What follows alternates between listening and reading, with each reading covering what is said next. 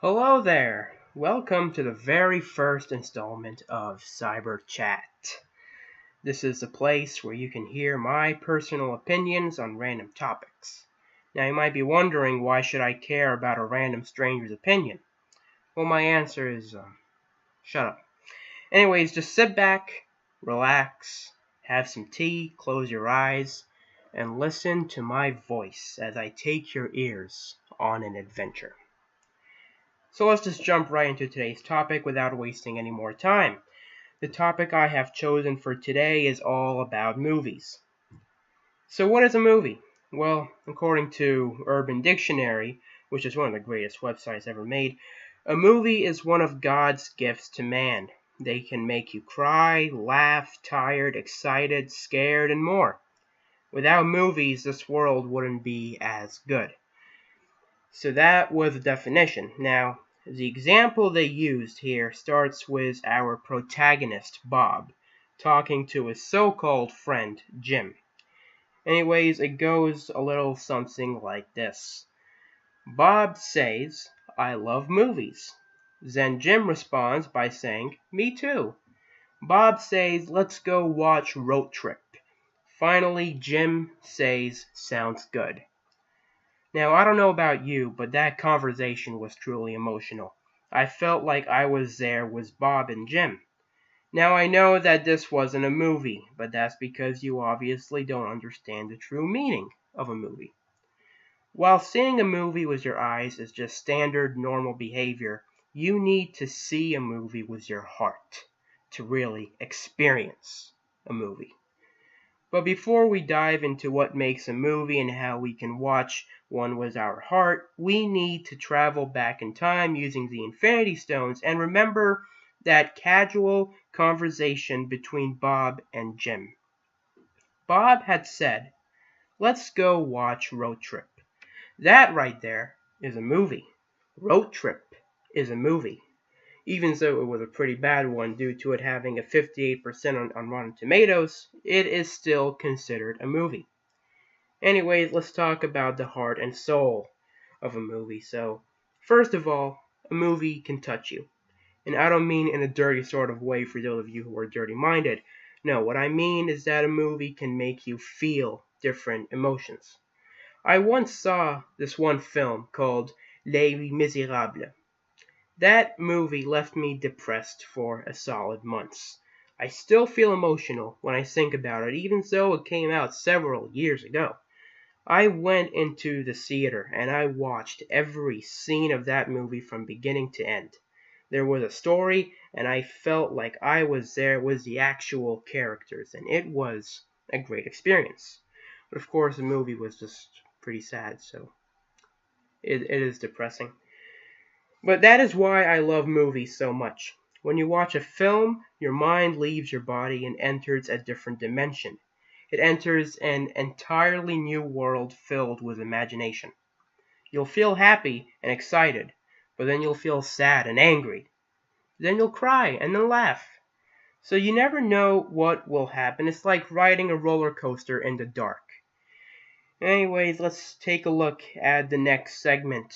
We already discussed the different type of emotions you can feel, but we never really got into the genres. But whether you're watching a horror movie or a comedy, you are bound to feel some emotion. Usually when you watch, say, a horror movie, you're going to feel scared, and it's very rare if you laugh or cry, unless the movie manages to slip in some great joke or very inspiring characters.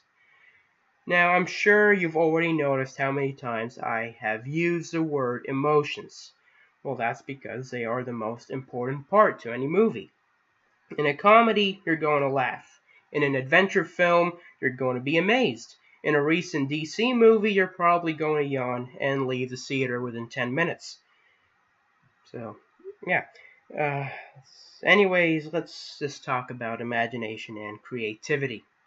Now you might be asking, what if I don't have an imagination? Well, to that I say bullcrap. Everyone has an imagination. If I told you to imagine Darth Vader spinning around like a ballerina, chances are you're going to imagine that. Whenever I watch a movie, I just go straight back home and sleep to let my brain go wild. For example, after watching Star Wars The Last Jedi, I started to imagine all the ways I can wipe my memory so I wouldn't remember that awful movie. Now, I know that's off topic from movies, but on topic with Star Wars, all I have to say is that Rian Johnson has ruined my favorite franchise. Yeah. But this brings me to another section of this podcast, and that is the opinion conflict. Because I just came out and said that I didn't enjoy Star Wars The Last Jedi, I have now created friends and I've now created enemies.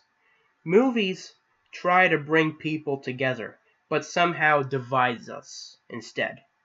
The same goes with Avengers Endgame. I personally enjoyed the movie, but some people didn't feel the same way. Now, I respect their opinions. When it comes to movies and fiction, I can always respect your opinion. But the main problem now is how easily people get offended these days. We're here to watch movies and enjoy them, not to start a war. We can discuss what we liked and didn't like about the movie, but there's no need to divide ourselves and start a conflict that will end in friendships being broken. You can tell that this is serious because I haven't made any jokes about it, and I'm not going to. There once was a time where you could freely express your opinions without having 100 people insult you because of it. So whether you enjoyed a movie or not, don't get offended by other people's opinions. If I like a certain movie that you didn't like, we don't need to hate each other because of it. We can sit down and discuss what we liked and didn't like about the movie like normal human beings. But no, that is rare these days, unfortunately. If someone shares a different opinion with you, they are most likely going to try their best to avoid you. I can just come out right now and say that I don't like a certain movie. Some people will agree and some won't. The ones who agree with me will stay cool and they won't make a big deal of things. But for those who disagree, they're a different story. Those who get offended easily are not human. They're just walking blobs of flesh. They have no soul. If they did have a soul, they would remain calm and discuss movies in a respectful tone with others. But there's no need to lose your temper and start a civil war. It's really unneeded. Now, this topic about opinions is honestly too big to fully discuss in this podcast, so I'll probably just save it for another episode. Now, let's move on to a different topic that falls under the movie category. CGI. For those of you who don't know, CGI stands for computer-generated imagery. Most, if not all, movies nowadays use CGI. It can be used to create lifelike monsters or bring a whole new environment that is out of this world. CGI has been shown to be great in most cases, like in the Avengers movies. Most of the CGI used in those films are just breathtaking. Take Infinity War and Endgame, for example. In the real world, the characters are just waving their hands in midair and nothing happens. However, with the power of CGI, they can add special effects and make it look like the characters are actually doing something, like shooting an energy beam or just manipulating magic and the world around them. That is only a fraction of what CGI can actually do. The amount of things you can create with CGI are endless. However, in some movies, CGI can completely destroy a movie and turn it into garbage. Whenever you use CGI in a movie, you're taking a giant risk. CGI can make or break a movie if you're not careful. You will lose a lot of money that you can never get back. So that's why some movies just don't take the risk and they just don't use CGI. And they just use props instead. I know that CGI can look cool most of the time, but it just doesn't always work. Anyways, I think this concludes the first episode of Cyber Chat.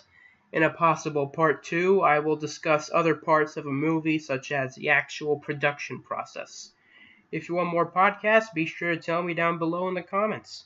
But if you just watched around a minute of this and skipped to the end rather than hearing me talk, then I guess the least I can do is thank you for stopping by. Anyways, I'll see you next time. But until then, may the Force be with you, and stay strong. whatever it takes. Also, subscribe for no reason. Thanks.